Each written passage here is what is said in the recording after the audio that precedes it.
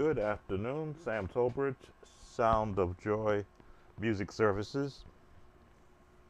Let me just get my glass cleaner so I can see. How's everyone doing this fine Saturday of the Memorial Day weekend? I completed a 4-hour podcast on YouTube last night. Didn't realize I was on that long, but the conversation got intense about different songs that were requested, along with my covering the topic of the evening, or that evening, was how can a musician overcome the fear of playing for a church service. And one of the questions that popped up, well, not questions, but comments, because I always encourage those who are viewing me, if you have any questions or comments, to please let me know, was they had this issue with the T word. I won't say the complete word out, but the actual T word. And let them know, just trying to bring up, I don't know why my Facebook page does not allow me to see what I'm doing right now. Let's try this again. Tell you what. How to become more proficient. There we go. Want to make sure that I'm being heard because we had issues yesterday. How to become more proficient in getting more and comfortable playing in different keys.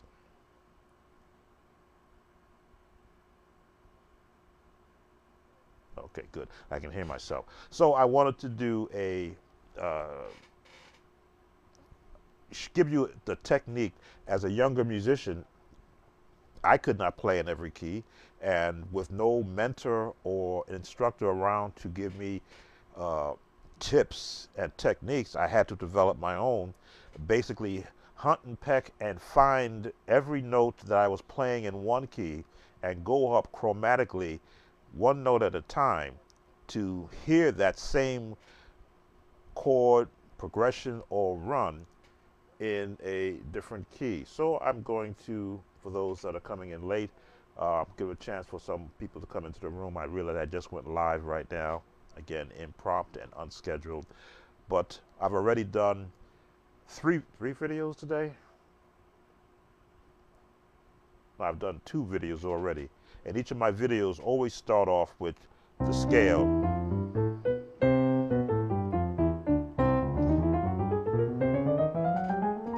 And I will always push the concept of practicing the scales, not just one key in every key, because you want to be able to fluently hear where the notes are when you modulate up. When you modulate up, how they hear that modulation, that frequency change, so that when you add another chord, you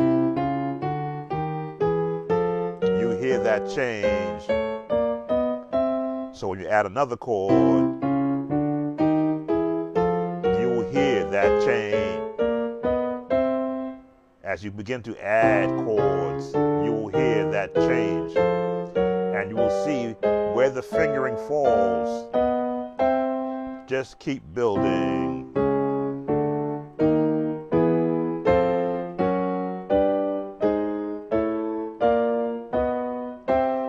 Now that may work out good for doing just your basic root keys. But what if you got this chord and you want to transpose up? Well, you saw how each note was assigned a position in the scale. You look at, this is partially what it is. You have to look at the keys and see where all the notes are, and then remember from your earlier practicing, where would the next notes be?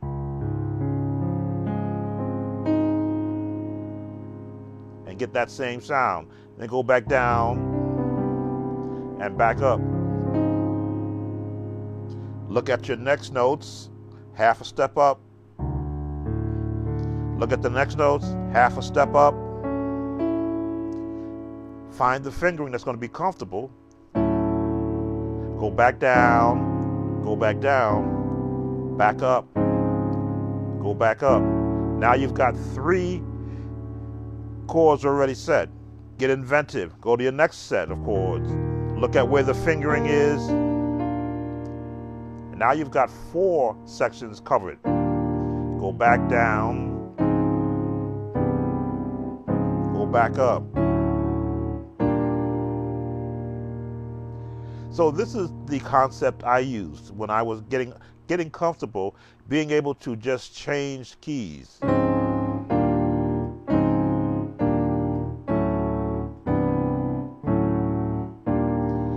Get inventive. Look at the next set. Now you just added a 5th chord. 1, 2, 3, 1, 2, 3, 4, 5. Go back down to where you started, all the way up to where you are, and then jump.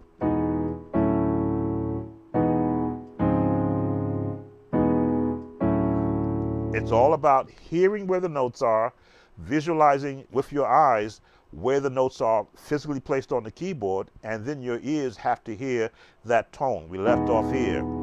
Go up 1 more. And back down.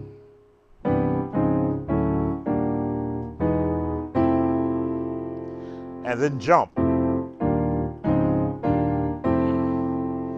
Or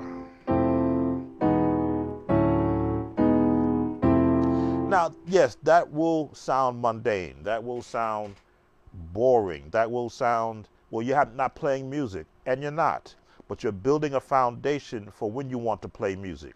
Now, what I like to do in this latter day of keyboards is to pull up a drum pattern, and I wish I had this back in my day, where I could have a drum pattern that I could set up. Let's pick, modern rock. Let's see what we got for. Let's try dry standard. And let's slow that down. Trying to set the tempo for practice.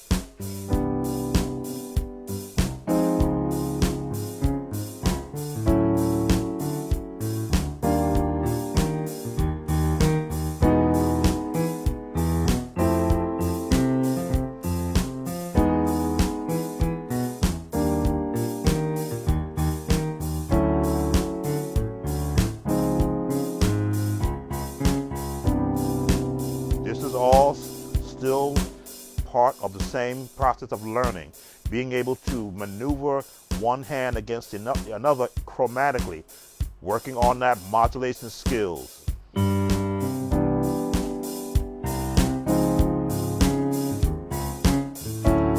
Locking in place, the right hand is locked, the left hand is free. This is how far we've gone. Back down.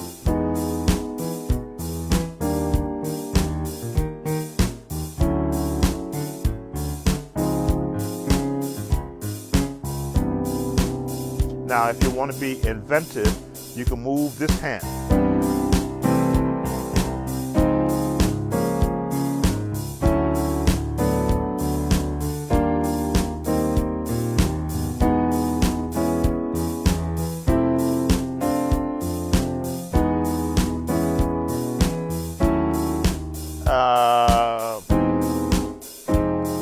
Lost my place.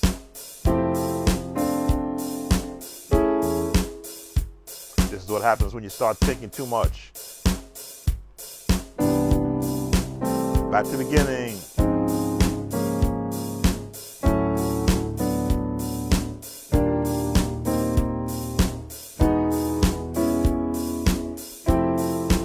There it is.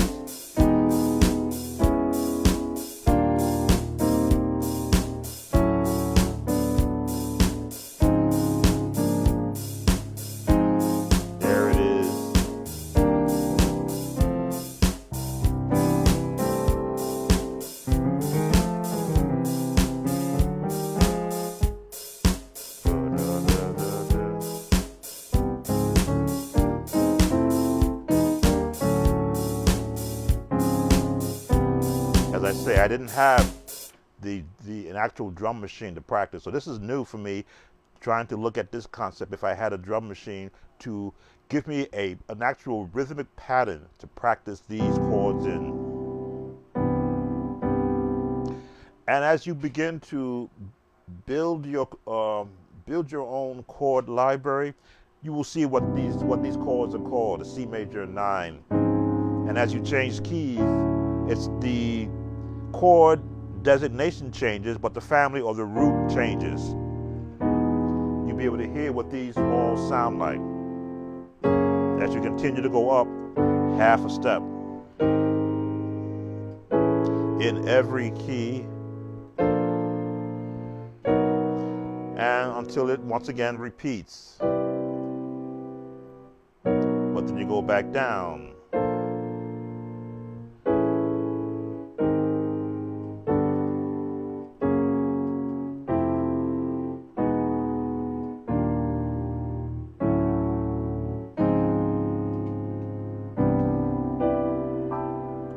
And then you can throw in the inversions.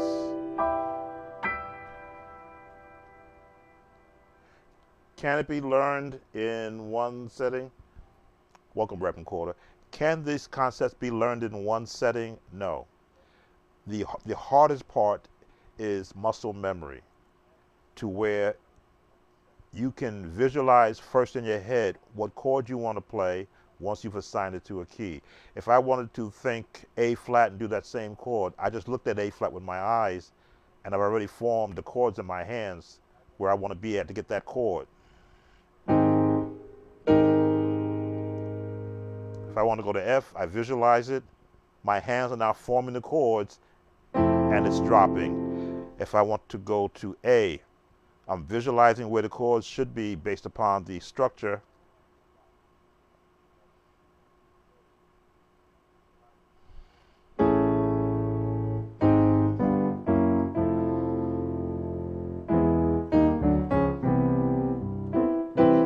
It is a science. There is science involved in this, the science of tones, the science of physical movement of your hands, the science of your brain being able to articulate what it wants to hear based upon what has been fed. We used an old term back in my days in IBM when I was learning about the computing data collection, garbage in, garbage out. If you don't feed your mind the theory behind the sounding of chords, why notes are considered spaced in a particular path away from each other. Why is this a whole tone? This is a whole tone. That's a half. This is a whole. This is a whole. That's a whole, but that's a half. If you don't understand that concept, then you will lose the ability to understand that's a rule. If they would have detuned the piano to be different tones, then we'd be playing different fingerings to get that same sound. But because the Western world and the European society has, this is going back into the days of the early clavicle instruments that they used. They didn't have Steinways back then. This was set up, and the rules were already in place. Yes, today's world, you can do this. Actually, not that. I don't even know where it is. With that flick of a button.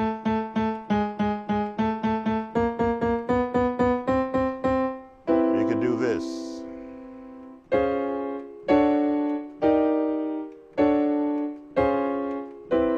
But so much better to do this,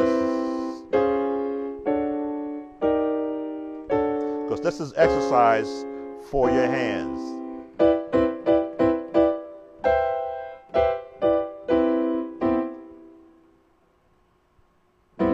There it is.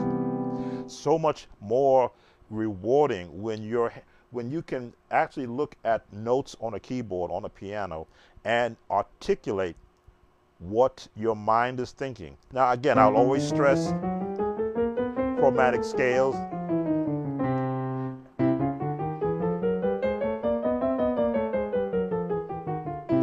Building them up.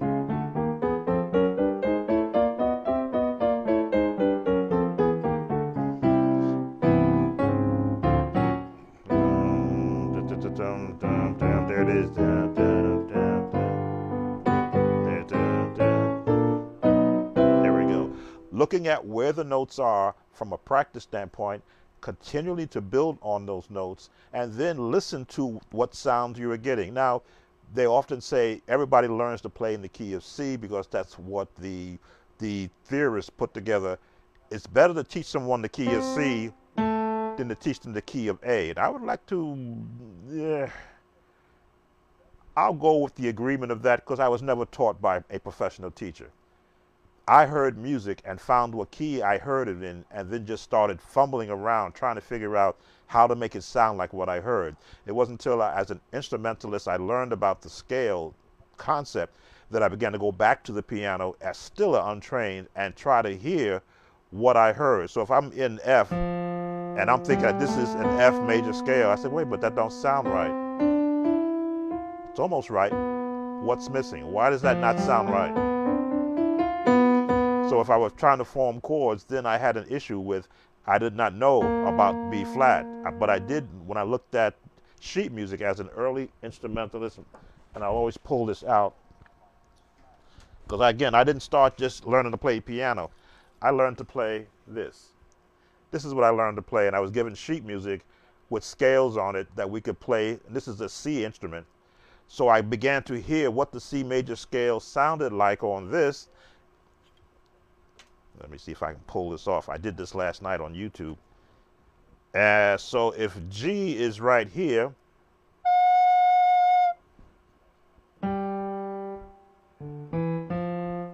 okay, G here.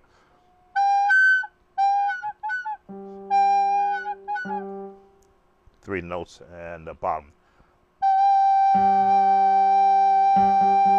So when I began to hear what G sounded like, and looking on sheet music what G sounded like, I go to the piano and I try to find that note.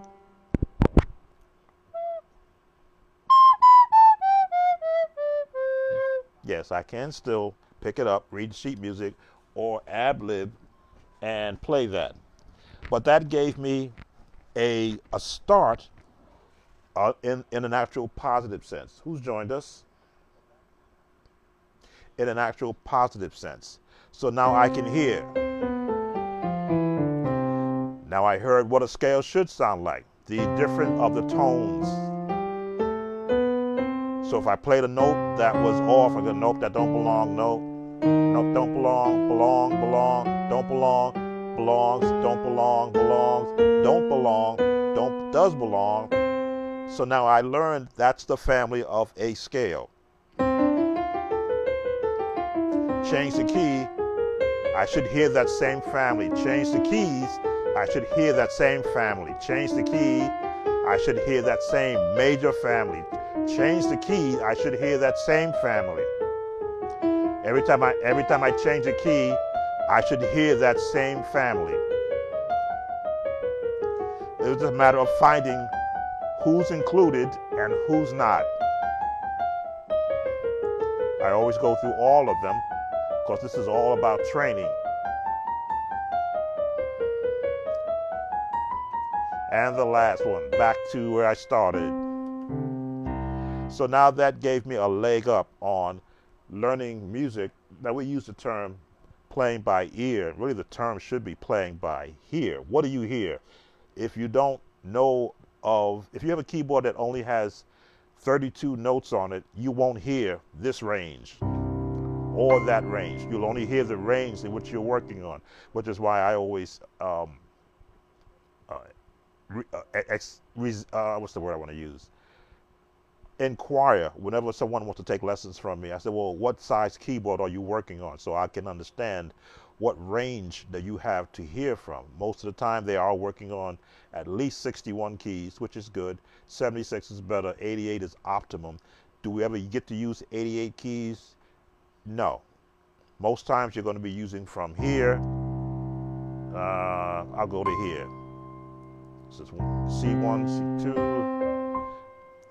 All your music is done in this range. So your ears should not have to be attuned to all the way up there all the way up there unless, of course, you're doing classical music. So once you get the range of where your ears are listening to the optimal amount of music, then that playing by hearing really comes into play. I should be able to play this chord here and do the octaves of it, or the inversions, and hear the inversions as I drop down, go up half a step, and as I'm moving my hands across, my fingers are forming where the notes should be sounded. Half a step up, just doing inversions. There we go. Talking while I'm doing this should not be happening. And onward, so forth. But there is a break point.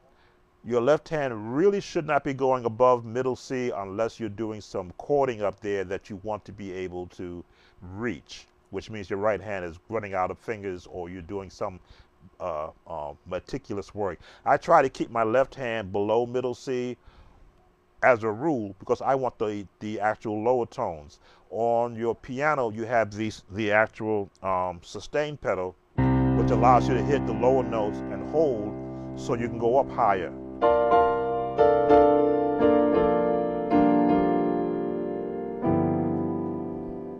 F.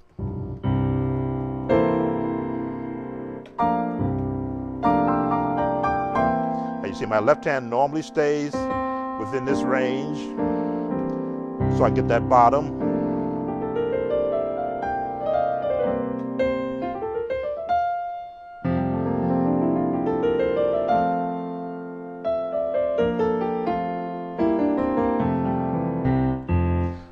And I play around with the actual scales as an actual practice exercise. If I wanted to do, let's get our drummer back again. And we'll go to D flat.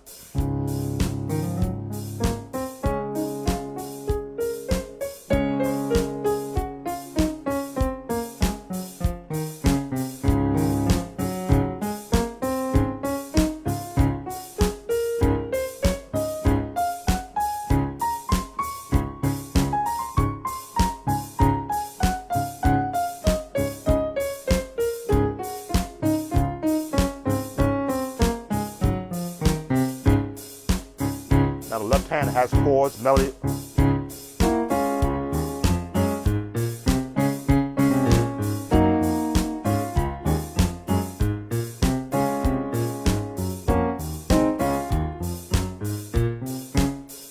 Your left hand should never be left out.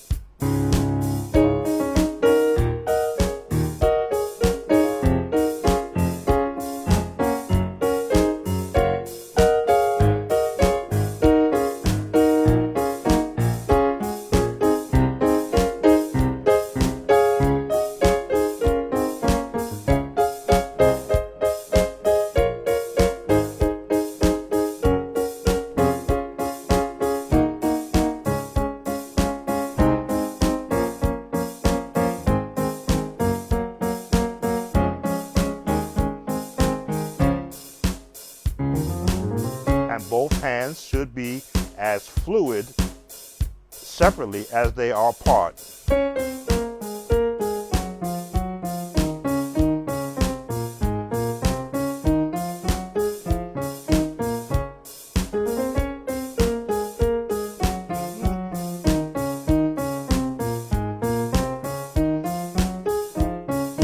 Change key.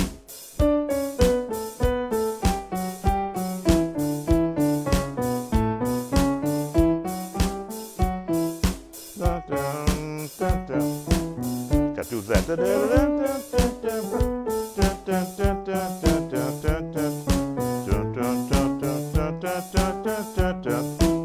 E flat. This is my exercises I would do as a youngster.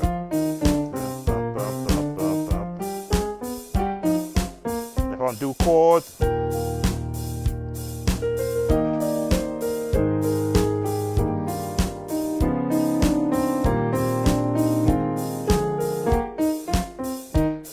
those are the type of things. Again, as a young musician, I only had what was available to me. I did not have jazz tones. Because in my house, we didn't play jazz. We played old-time gospel, Clara Ward singers, James Cleveland, whatever albums my father would let us hear. Then I would listen to commercials on TV. The Oscar Mayer Wiener commercial.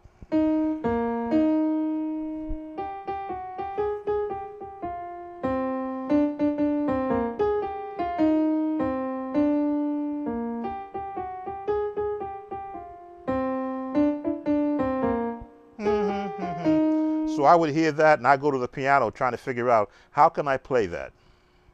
Then as I build my chords, I began to hear the chords.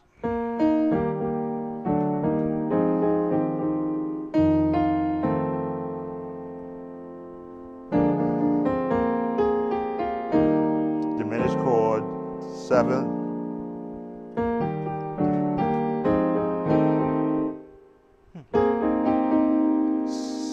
G, F7, and B flat 7. Now, was I thinking in those terms? No. It wasn't until I later started buying chord books that I began to associate chords with the songs of my childhood. As I got older and more intuitive in music in high school, I began to hear classical movements.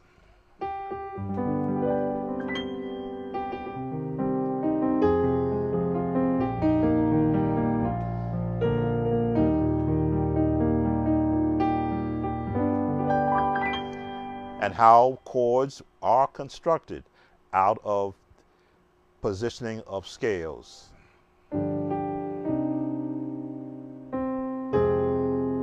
The drop 2 chords, there it is. But there was no one to guide me. That is what I've been doing since 2006 on YouTube, since 1999 on AOL in the dial-up days, and since 1992 in paper print, giving musicians the tools to be able to find their sound in music. So, and I said I wasn't going to be long. I believe we have just one who's watching us, Reverend Quarter, another tremendous instructor helping musicians to develop their path. My path did not take me to the Juilliard schools or to Berkeley. My path took me through churches in support of what was required. I just did a video for a young man who's part of my Patreon page. He wanted to learn Sweet Hour of Prayer, and Sweet Hour of Prayer in the key of C is a lesson in playing scales.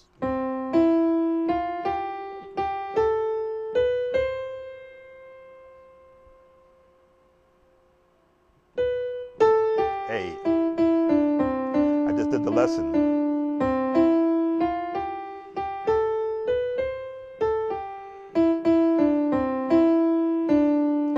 A lesson in scales, and then you build the chords around that.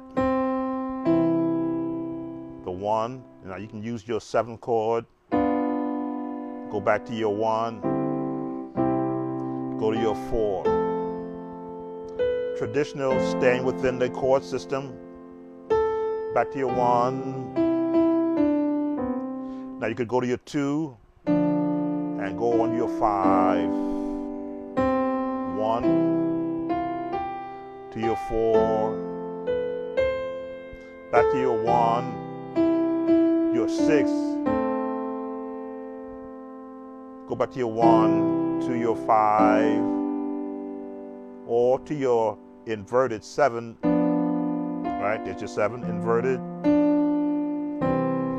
Music for years have been built on just that concept. It's when the musician's mind began to expand and say, but I want to add more, which is the lower end in the scales. just walking it up. 4, borrowing a note from above, borrowing that 7th note,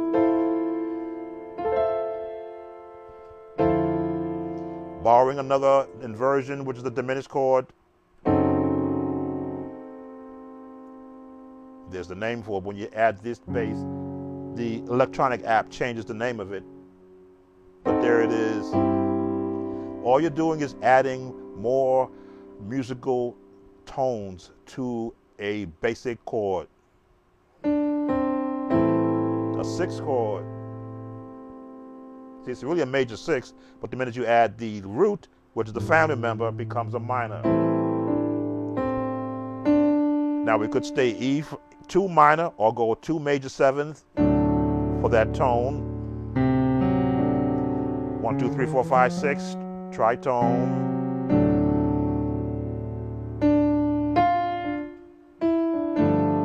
I don't know why I'm forgetting my melodies. And that jazz turn, another diminished chord, 4, and the diminished chord is built off of a formula of 1, 3, 5, root, flatting the 3rd note and flatting the 5th note. 1, 3, 5, flat the 3rd, flat the 5th. That's always going to be a diminished sound, and you add this additional note to give it that full tone. And then you resolve. When you get the theory behind chords or melody, excuse me, I always try to get this messed up. Theory behind scales, chords, progressions, all of a sudden now everything begins to make sense as to why a certain song sounds a certain way. Why would a musician go, why would they change that?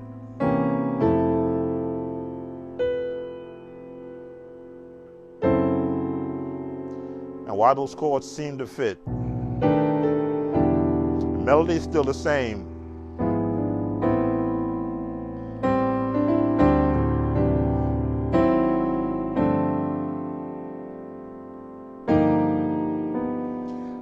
What did they do? They borrowed from all the notes that are associated within the 12 notes, 1, 2, 3, 4, 5, 6, 7, 8, 9, 10, 11, 12. They borrowed to see what sounds fit. Kept the melody the same, but took from here and borrowed from there. There's my 7th, there's my 7th there. My 7th. What am I gonna call this? Minor 6. Here's my jazz turn, A major 9, which is one of the chords we practiced. Remember we went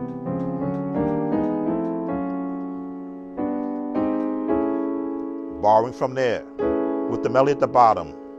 My diminished chord, my minor 6, or minor 7th in this case, major 6. But there's my minor chord, again, built on. If I take away notes and go down to its root, the 3-note chords, I will find where this chord is built on. But the minute I add family members and a different, and a bass on the bottom, it now begins to solidify the name of that chord.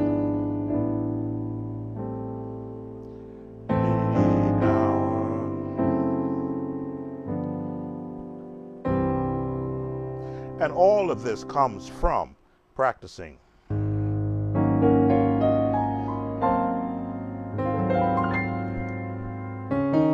Just change the key, but the same concept.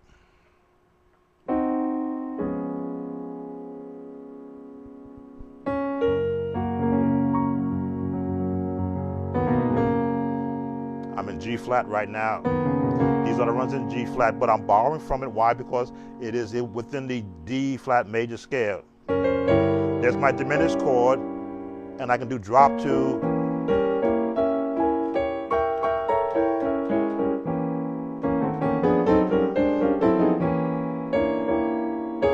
Change.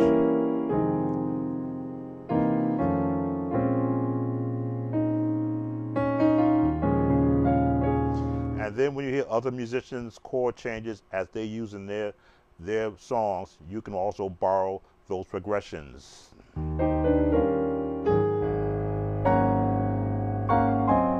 Remember the bass? Support chord.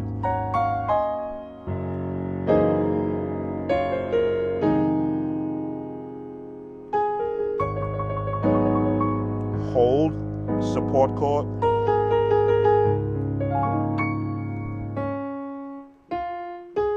The A, or let's say A, but this is B flat because we went up half a step.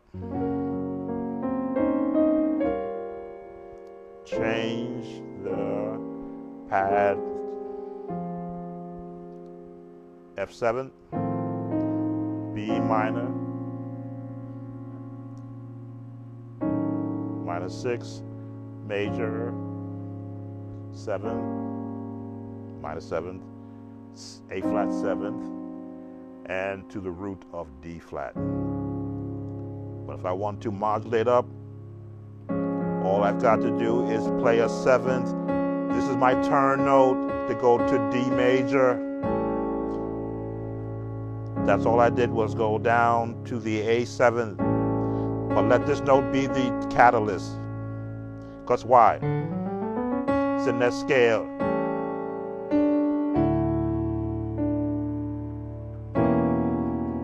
Nope. That's what I wanted. Remember, when I hear the note wrong, I go, wait a minute. I want a major note there. Not yet. In the scale. That's why it's so good to practice scales in more than one octave. So when you play a wrong note, you look back at the scale and you go, that's not the note I want. I want the note that's in the scale. Now out of the scale.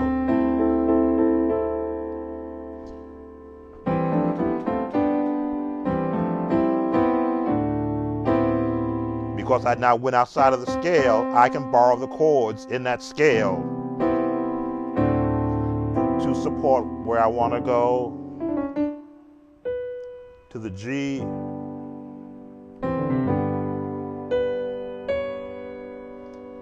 we'll stay traditional,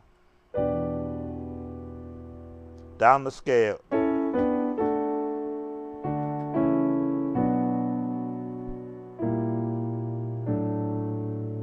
Chromatic down, chromatically down.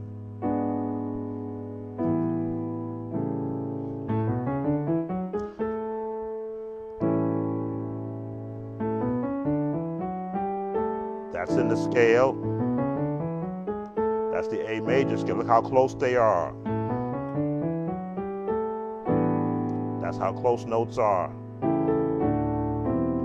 When you're playing and you're learning one key, you're actually learning two keys at the same time. And I'm going to bring this to a close soon. What do I mean by when you learn one key, you can learn two at the same time? If you learn the C major scale, you're also learning the F major scale. Same notes except for one key. You're also learning the G major scale, the same scale except for one note. So if you learn this chord in C, you're also learning this chord in F, and you're learning this chord in G at the same time. The same fingering, the same sound. The only difference is the scale notes and which is the change. So if you can do, you can go to F, you can go to G.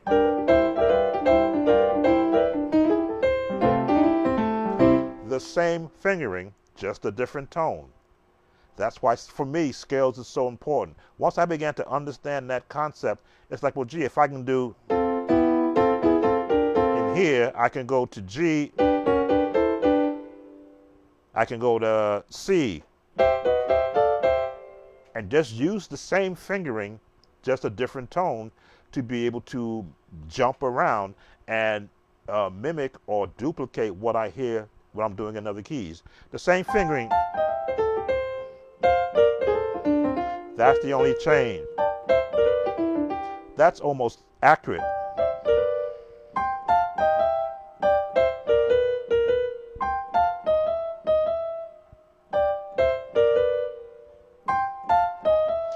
These are the tips and the tricks the older musicians refuse to let me see. I can hear them doing that, and they would not share with me what they were doing because it's a hidden mystery.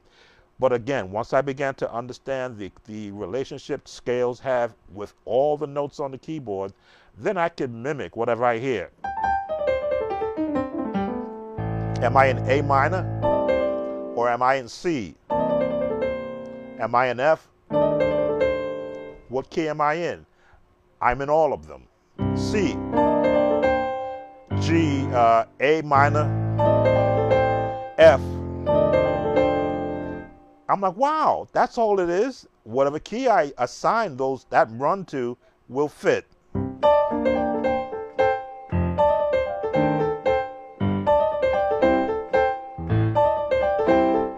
Same run, but I'm picking another key. Bring my drummer back in.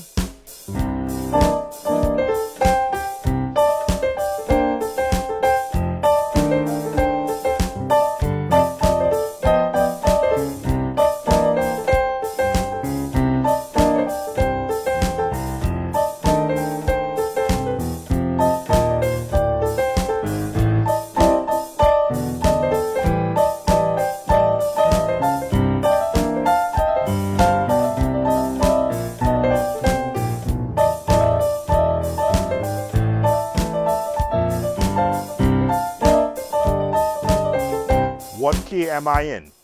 I'm in all of them. I'm in C. I'm in F.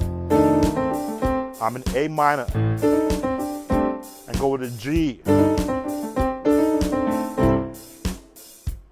Why do musicians hide this from the younger musicians? I don't know. But I refuse to. I always get on my soapbox when I recount those years I spent in the dark because the musician refused to let me see what they were doing. Stop playing, or would just back away, or would tell me, nah, just keep practicing. You'll get there. No, because I want you guys to eclipse me. If you have the ability to move quicker than I can, and again, I've been retired the last going on 3 years now. I want you to go past me and not just do that, but go to different key.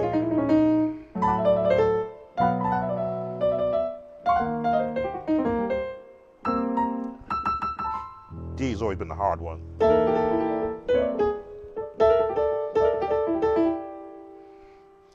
D, I guess in G. That's right, G.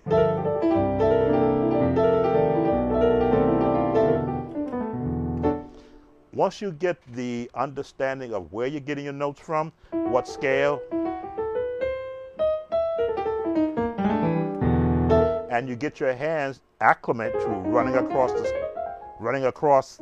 keys, you will have nothing hidden from you musically. I'm going to bring this to a close because now I'm starting to get happy here, running all these things from my past that I did not do.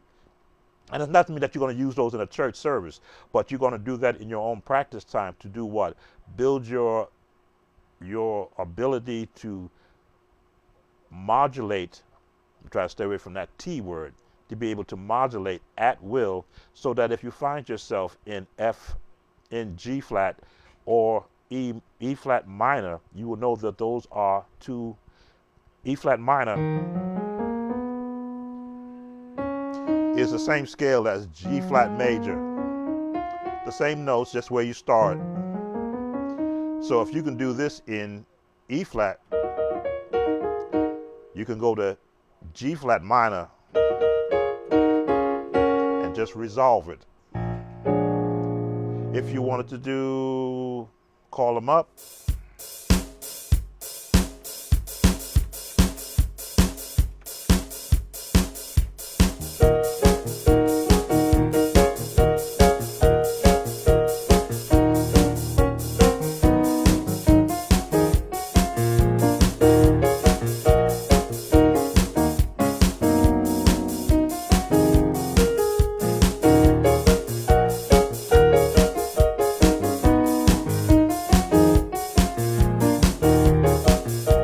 which key am I in? E flat or G flat?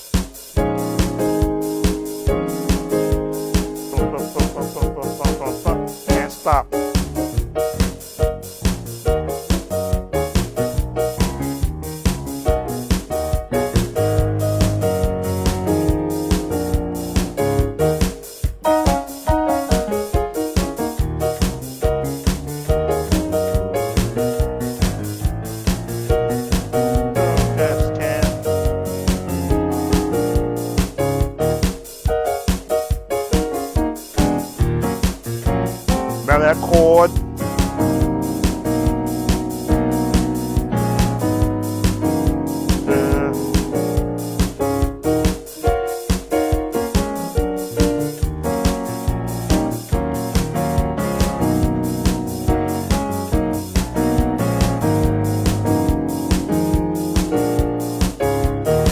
Scale practice.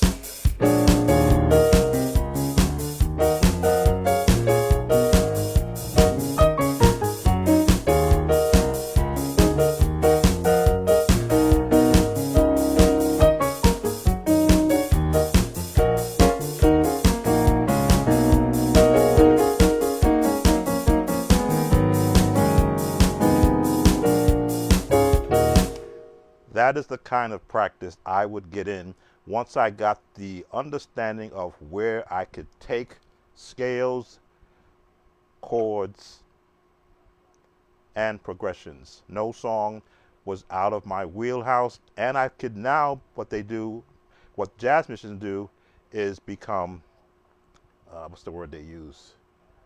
Oh, the word just jumped out of my head. I want to get to that word so quickly. But you become innovative. You now begin to create what you're hearing.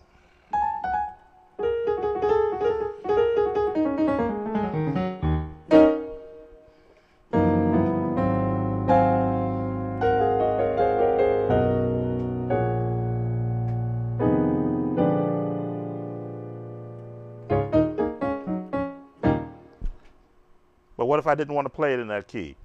Well, I can do it in C sharp.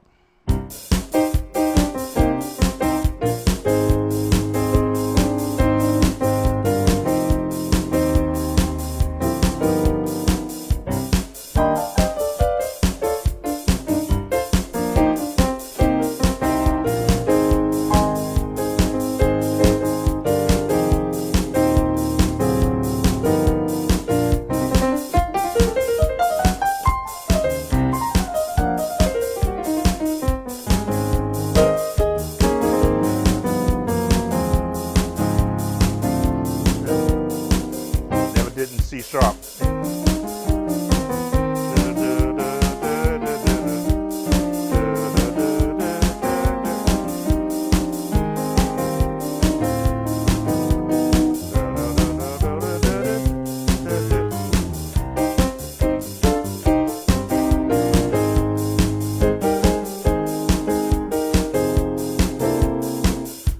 E flat.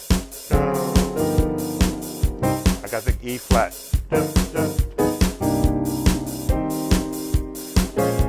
E flat, 2-5-1.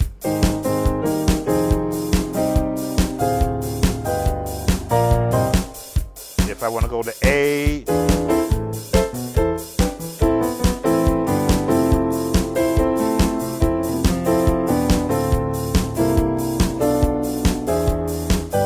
too easy because I know A flat.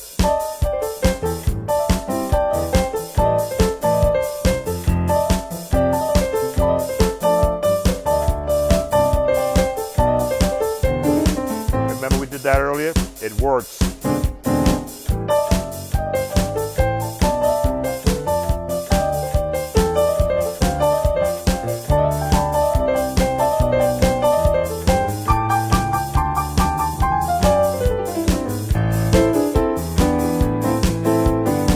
These chords,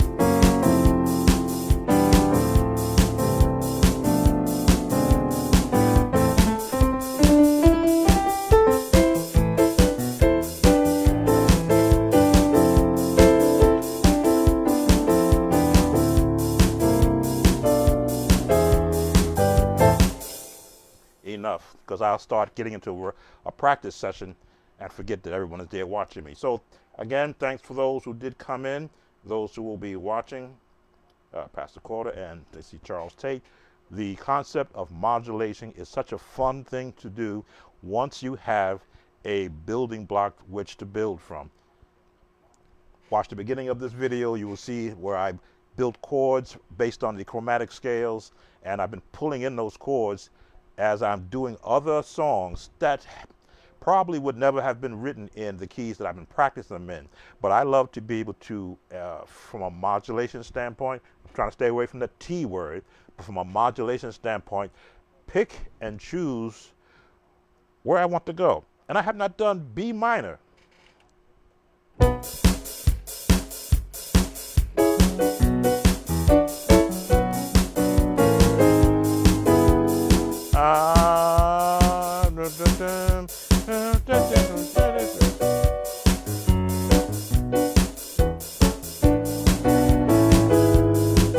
Yeah, G.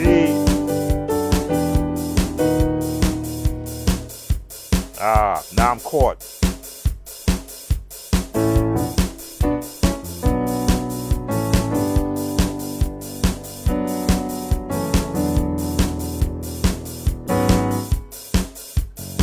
G flat.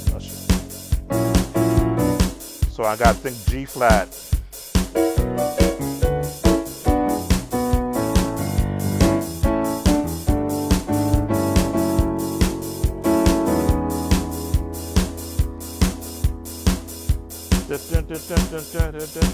Take the drummer off, find my chord.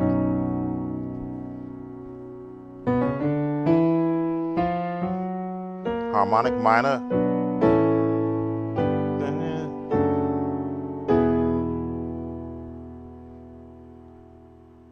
I should know this.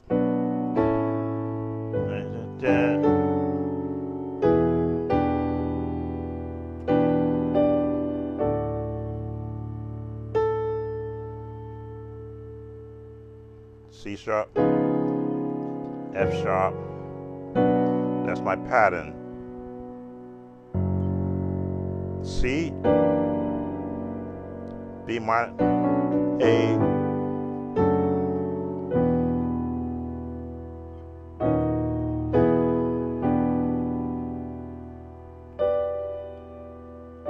okay.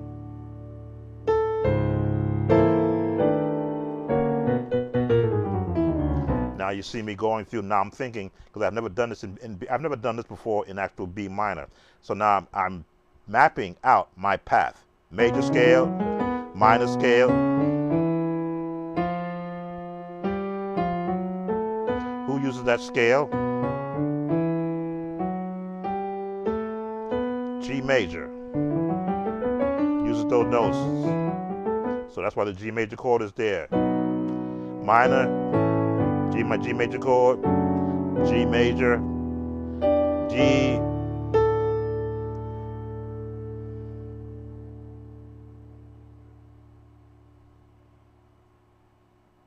think of a circle of fives.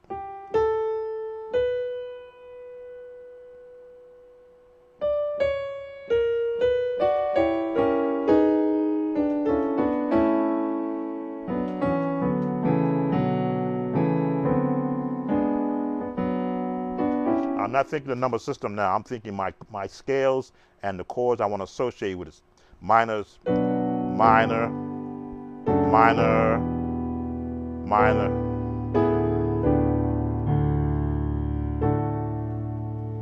Minor, minor, 2-5-1.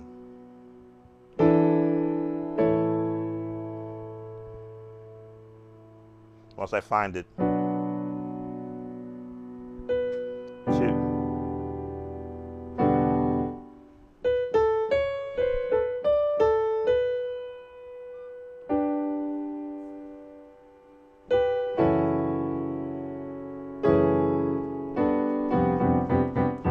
I love this because now I'm forced to think. So now we go to B flat.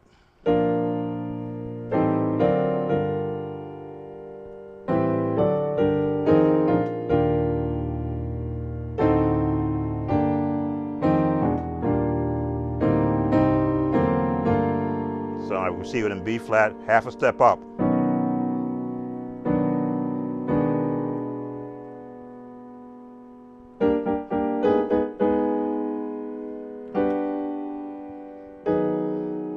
That's not my minor, that's my minor.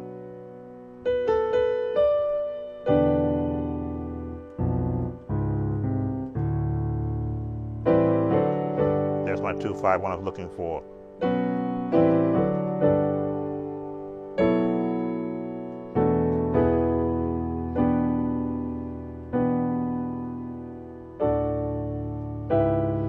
Finding my path.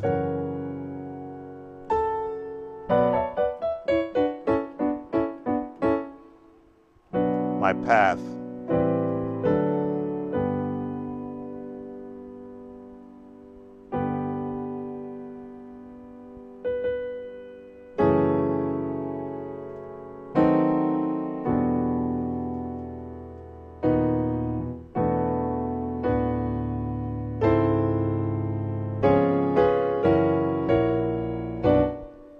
I'm building the path, finding common notes I would have used in other keys. My 2 5 1 in D to get me to the G.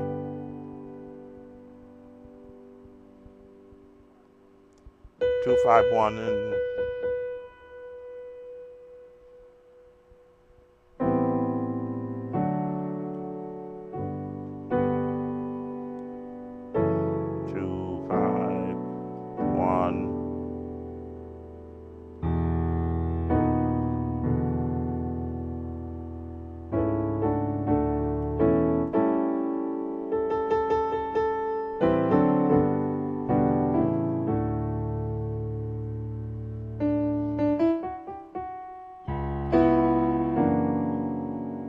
again, following the scales.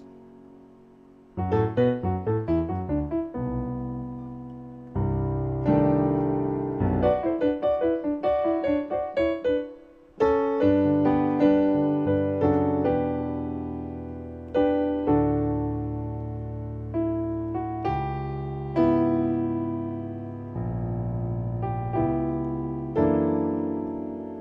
right, make that work.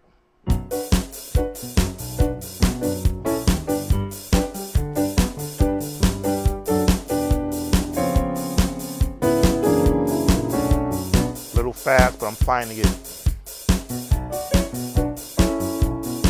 To the G. Stay in the G. Finding my path.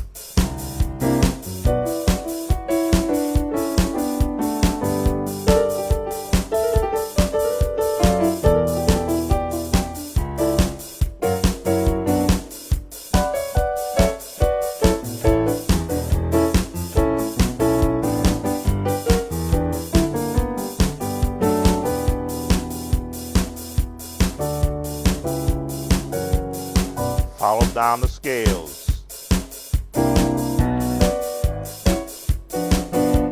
Down the scale of G. Down the scale of G. Then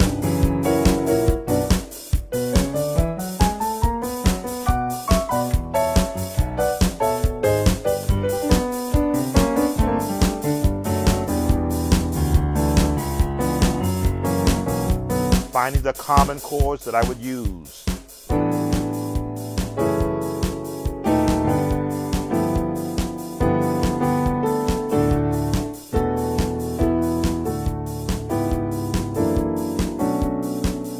Want my R&B chords now.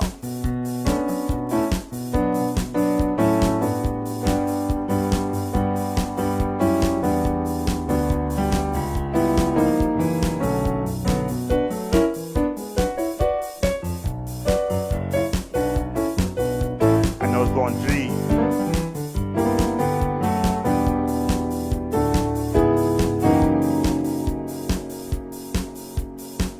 Wrong note, major.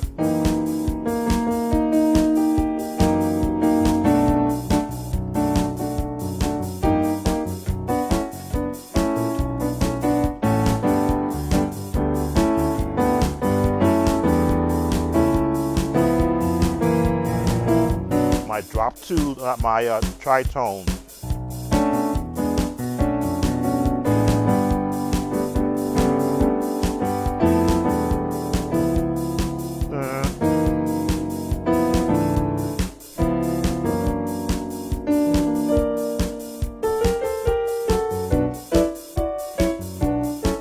One more.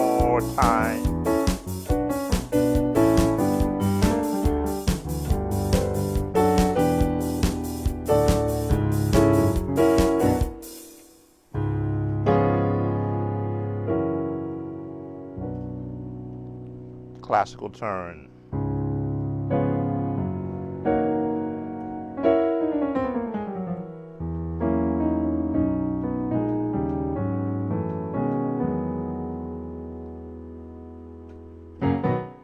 So normally I wouldn't do this, but if I don't believe in the concept that I instruct in and show how I can fumble through it, because I haven't never practiced this like this, it lets me understand that if I stay within my concept, major, minor, find the chords within the minor scale, find the paths that the song is using, 2-5-1 in C sharp, 2-5-1 to take me back here. Turn.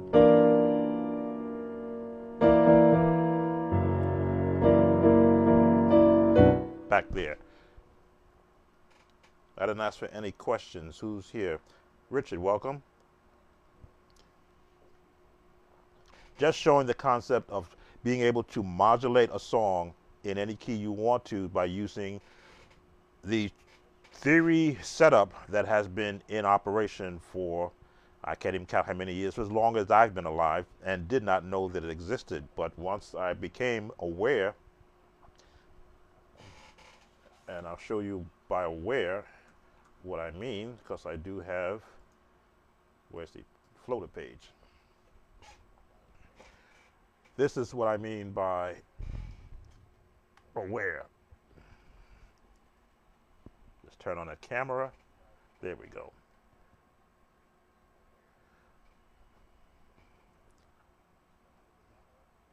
Turn the light from heaven on my soul. There we go. Where are my chords coming from? This is just a snippet of where my chords come from. Major keys, minor keys, and then a chord chart that has every inversion that you see me playing. That is where my chords come from. A base of them. The majority of them come from every song I've ever learned. Once you've got these armed with these tools, there is no song that is current that can be hidden from you, to where you learn the melody from the scales and then find your chords, first major, minor, and then within this chord chart, the major chords, major key chords are in the natural chord system. The minor keys are in the natural chord system for minor keys. And then the chord chart is all the sevenths, diminish, minor sixes, minor seventh, all those dominant seven chords. They are available to you as they were available to the songwriters of the past and of the present. Yes, I do know today where they worked all from the major chords, where you get your 1, your 4, 1, your 6, your 4, and your 5.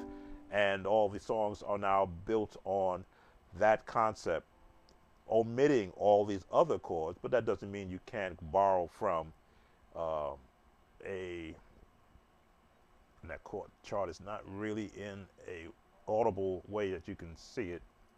Let's see if I can expand it. And these I got from the internet, so they're not from my own private stock. But you can see dominant chords, major sevenths, suspended chords, diminished chords, minor chords, major chords. All those chords that you see me playing are from these cousins, I call them. The family of chords. The root family is the major, secondary family is the minor, and all the cousins are from the diminished, minor sixes,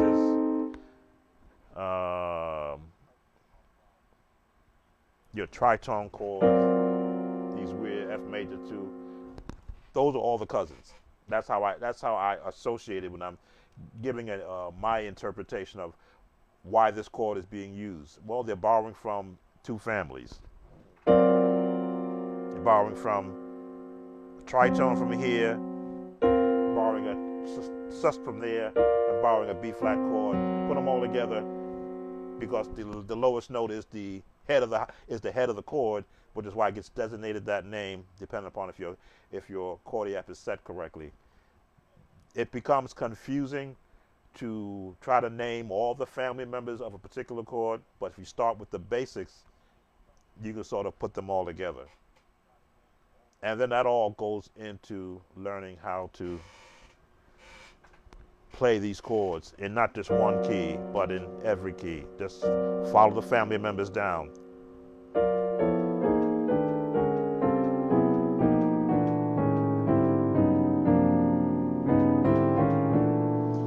Follow them all up.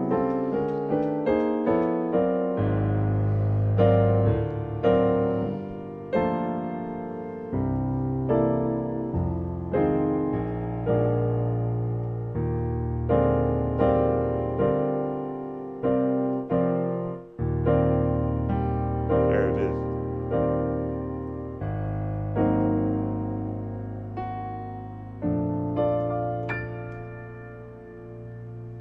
And I've talked enough.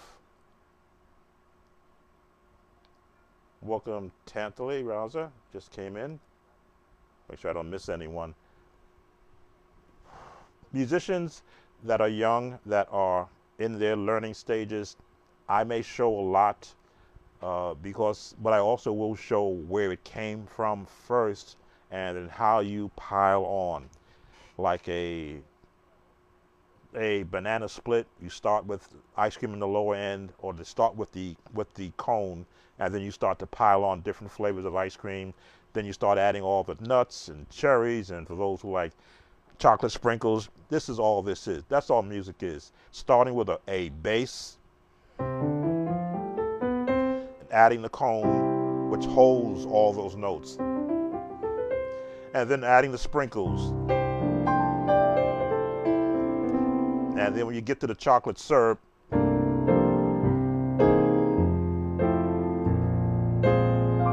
which is all the flavoring that really makes it sound enjoyable to listen to. And then you, of course, you can go and pick and choose what you want to hear. Those of us that are in the church world, we've got indoctrinated into what was presented to us, and then when we began to follow that journey as a musician, we took what we heard in our younger days and began to apply it to the music that was required for us to learn. My era had me learning everything from spirituals, hymns, anthems, contemporary, urban gospel. I know you guys and gals now are still within the CCM style, which is nothing wrong with that because it's being effective. As long as it's effective, nothing wrong with that. But there's so much fluff, as you say, that you will have missed if you had come up in the era that I did, where every part of the country that music came from had its own flavor. I'm from the East Coast, so I came up in with the Brooklyn style. I did not adopt the Brooklyn style, but when I had to play a song from it, it wasn't an issue. It's like, oh, the Brooklyn style. Mine is.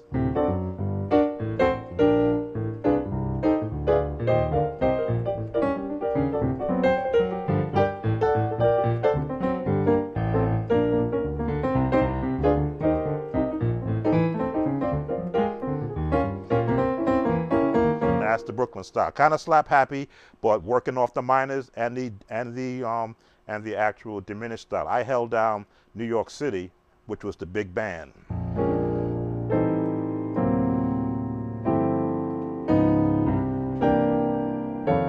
If we were singing a hymn, and I was on the organ, if we were doing "There's Not a Friend Like the Lowly Jesus," I give you big band sound.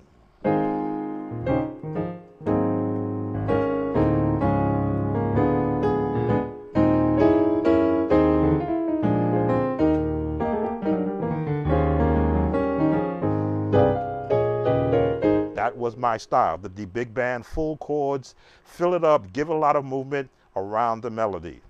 None can heal like this old Jesus.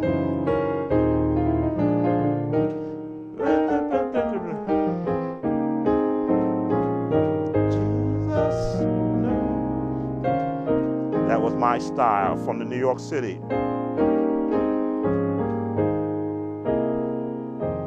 I had to mix it up with the Brooklyn style, I had to go minor.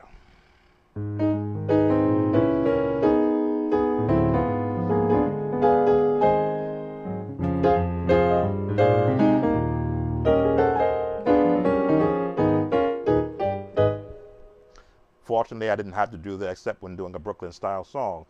The Bronx was held down by my cousin. He had the Joey DeFrancisco sound, which was a lot of movement. I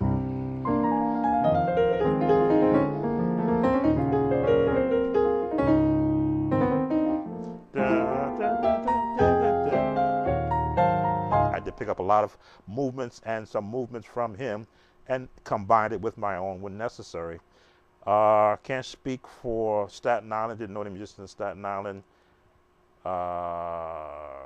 Bronx I covered Manhattan. Brooklyn had all the different, again, the Timothy Wright.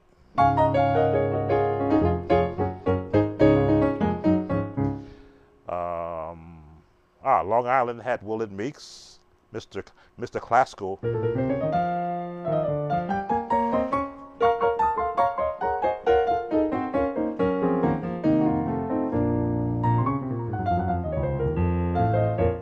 That was Mr. Classical from Long Island, along with Antoine White, and when he played Bishop, Frank White played for, is it Frank White or Antoine? Bishop. I get the names mixed up. Frank Antoine White. I called him Antoine White because we were musicians that would, when our churches would merge together and have services, I would go to Long Island where his father's church was, and his father would come to Manhattan where my church was. We'd bring our choirs, and we would both be watching each other and learning from each other play. So he had a cross between the Long Island sound and the Brooklyn sound. So much music that was in my history and past where musicians did not have an issue when they came to your church about playing what they played. I used to watch, I just called out his name, to Willard Meeks play. I would sit on top of the choir stand and look down on the organ and watch his hands play across his classical stuff. He had very long fingers. And I go, gee, I don't have this reach. His hands could do that reach. I'm like, I can't play that. So I'd have to figure out how's he doing those chords.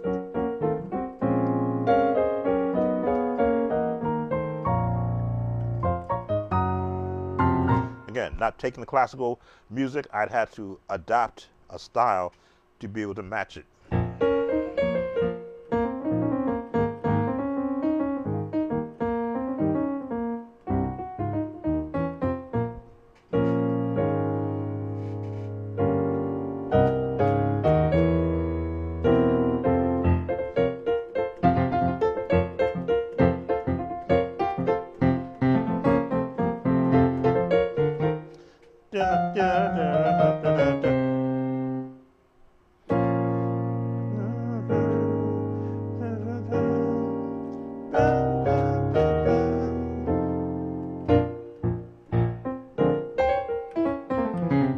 Along with my style. But that was the fun part of being a young musician, that you could always learn something from visiting musicians. And again, I've often said, if I don't stop talking, I won't stop talking. So thank you for watching. Watch the beginning of the video if you're coming in late, where I do go into some techniques as to how you could develop your own path towards learning how to modulate chords by practicing specific patterns.